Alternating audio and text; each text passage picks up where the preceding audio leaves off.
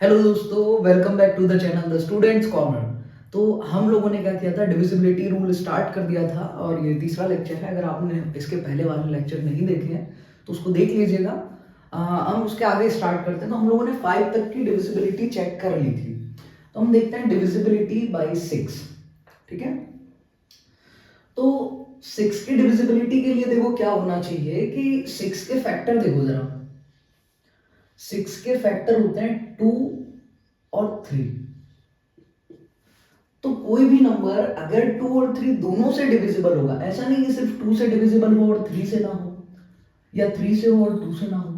2 और 3 दोनों से अगर कोई नंबर डिविजिबल है तो फिर वो नंबर 6 से भी डिविजिबल होगा। बिल्कुल इजी है, कोई दिक्कत नहीं है। 6 के फैक्टर 2 और 3 होते हैं। एग्जांपल्स के लिए जैसे पहला एग्जांपल है हमारे पास 720।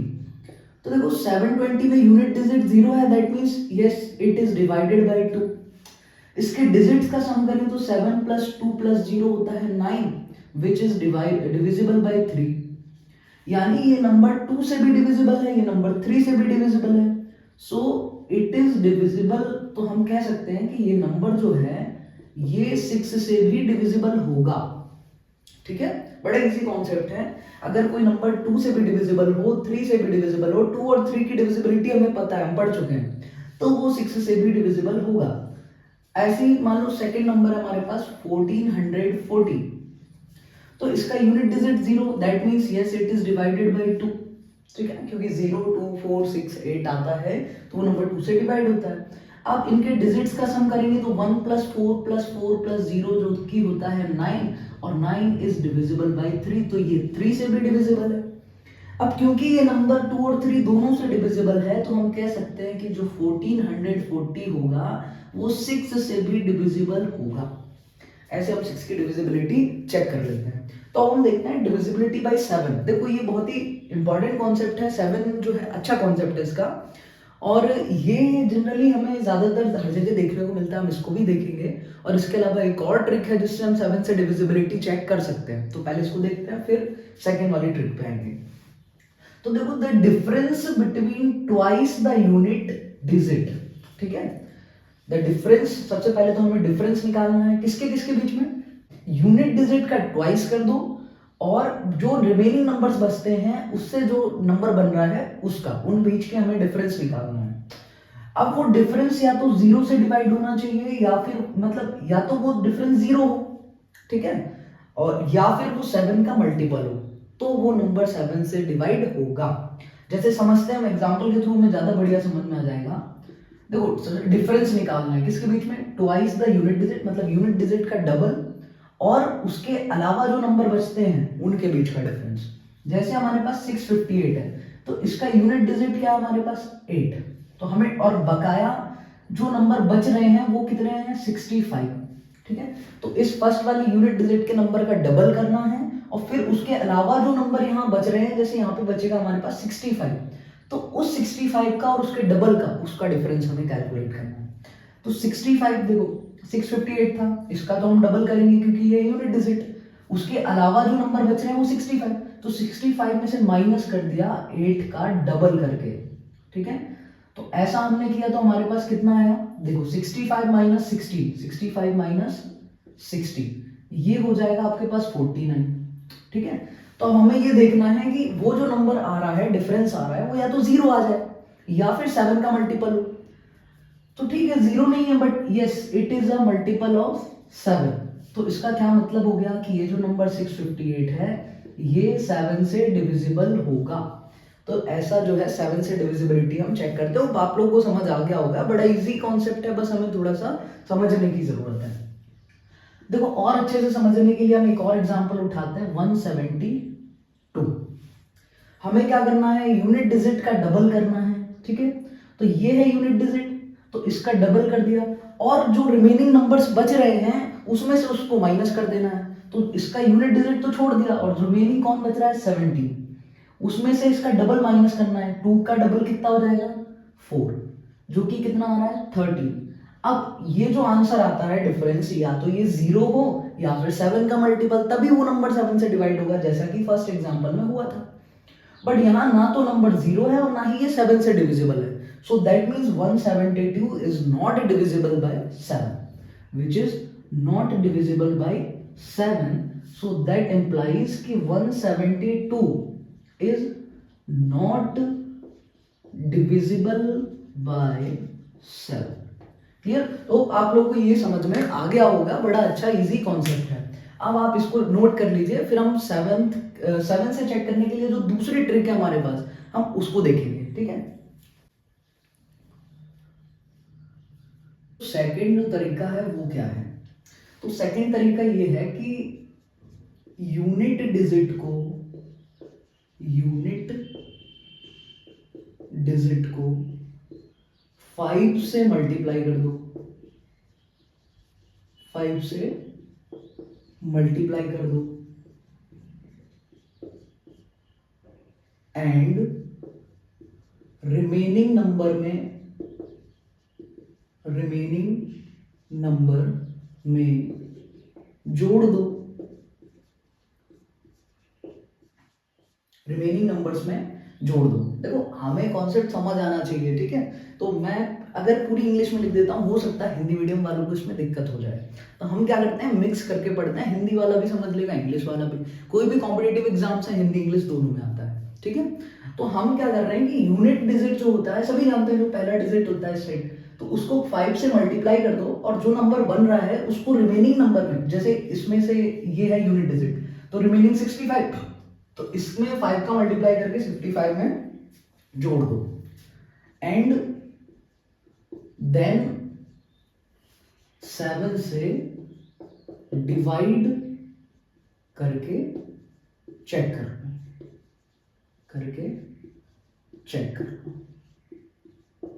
ठीक है? तो ये भी इजी कॉन्सेप्ट है। या तो तुम माइनस कर निकाल के डिफरेंस करके चेक कर लो, या फिर जोड़ के भी चेक कर सकते हैं। एग्जाम्पल देखते हैं, जैसे वो एग्जाम्पल लिया हमने, वही एग्जाम्पल देख लेते हैं हम। 658, इसका यूनिट डिजिट कितना है? 8।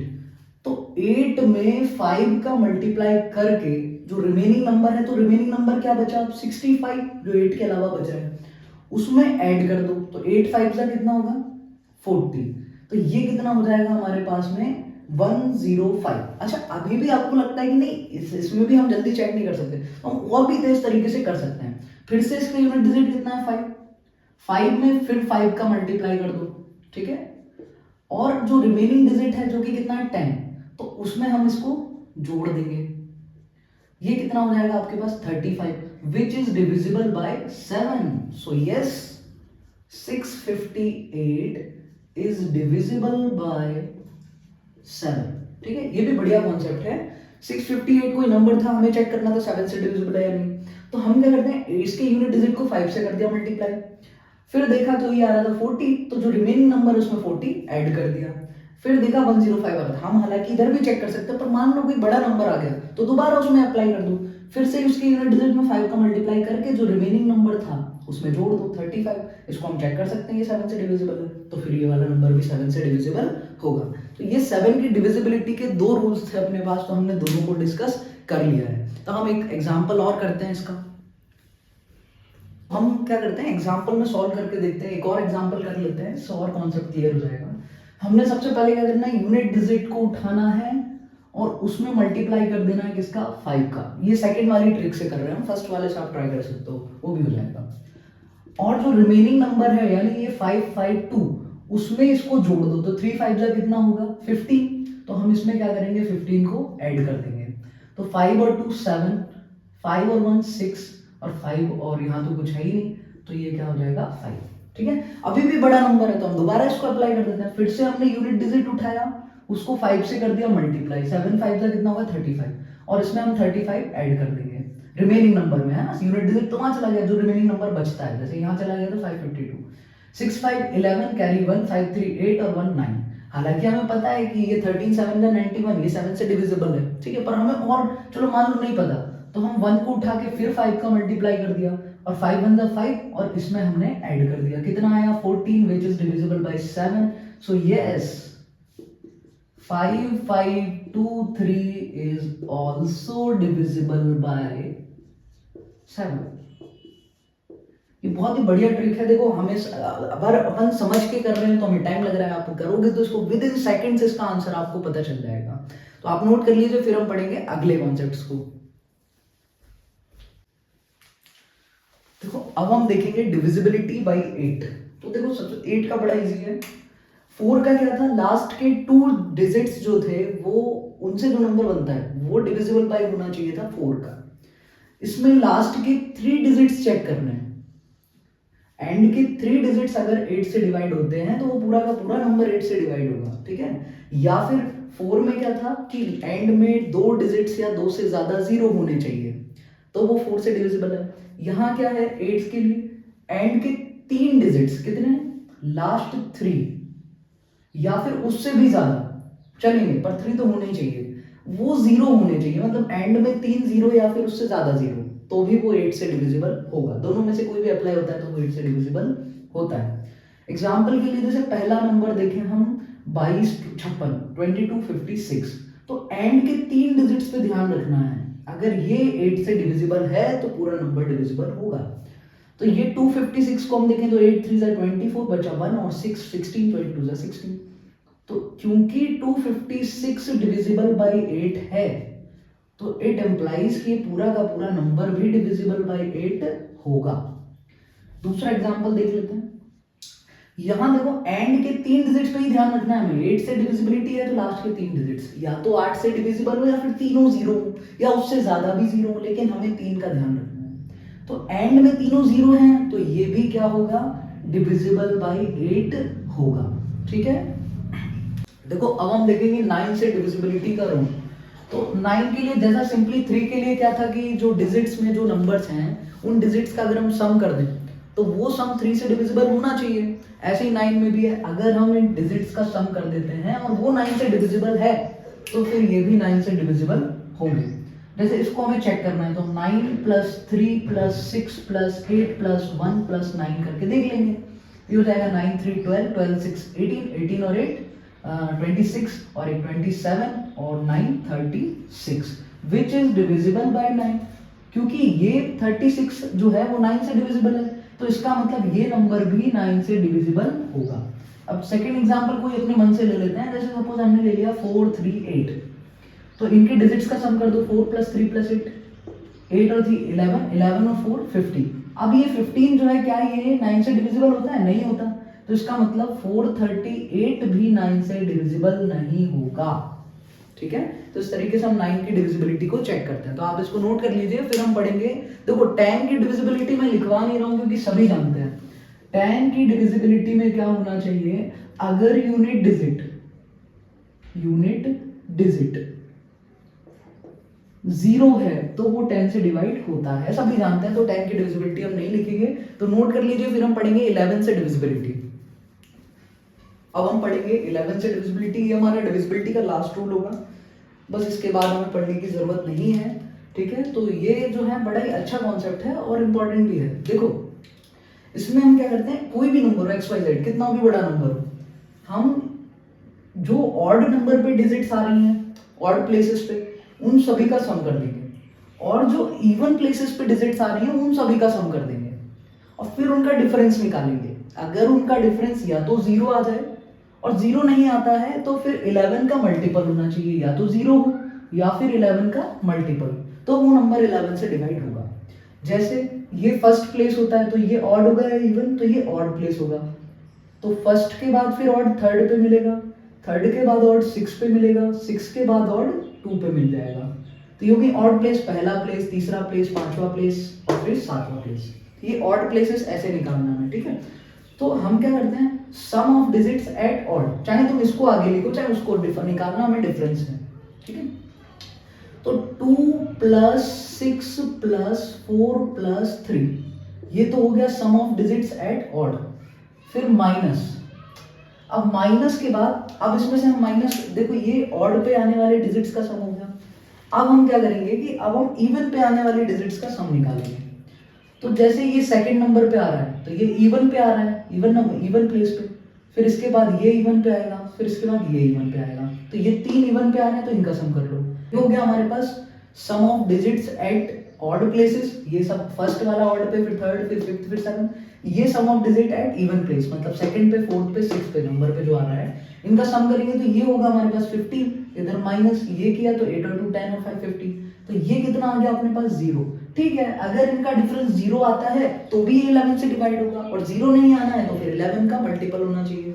तो हियर ये जो नंबर होगा, yes this is divisible by 11। तो ये एग्जांपल नंबर 1। एक और एग्जांपल कर लेते हैं, कोई भी नंबर अपनी मर्जी से हम लिख लेते हैं, जैसे सपोज हमने लिखा 4 8 3 4 3 4 2, ठीक है। अब इसको हम चेक कर लेते हैं, तो पहले हम ऑड प्लेसेस पे क्या क्या नंबर आ रहे हैं वो देख लेते हैं। तो एक तो ये हो गया, एक ये हो गया, एक इधर ये हो गया, और एक ये 4 हो गया। फिर हम इवन प्लेस पे क्या आ रहा है वो देख लेते हैं। तो फोर्थ वाला सेकंड नंबर पे आ रहा है, सेकंड नंबर मतलब इवन प्लेस, तो फोर्थ के बाद ये 4 होगा, 4 के बाद फिर ये 8 होगा। ठीक, तो ये पहले तो हम क्या करते हैं, ऑड पे आने वालों का सम कर लेते हैं। 4 + 3 + 3 + 2, उसमें से कर देते हैं माइनस इवन पे आने वाले प्लेसेस को। तो इवन पे कौन कौन आ रहा है, 4 4 8 4 4 8, इनको हम सॉल्व कर लेते हैं। 4 3 7 3 10 और 12, इसमें से माइनस कर देंगे, 4 4 8 8 और 8 16। तो ये जो है ये -4 आ रहा है, मतलब ना तो 0 आया और ना ही 11 आया, तो इसका मतलब ये नंबर 11 से डिवाइड नहीं होगा, ये वाला नंबर 11 से डिवाइड नहीं होगा। तो आप लोगों को समझ में आ गया होगा कि 11 से डिविजिबिलिटी कैसे चेक करते हैं। तो डिविजिबिलिटी के रूल्स जो थे, टेस्ट थे, जो हमने सारे डिविजिबिलिटी के टेस्ट पढ़ लिए, आप लोगों को अच्छे से समझ आ गया होगा। आप इसके प्रॉपर नोट्स बनाइए, नेक्स्ट वीडियो में हम करेंगे डिविजिबिलिटी के कुछ क्वेश्चंस की practice. So thank you so much and subscribe our channel the students corner.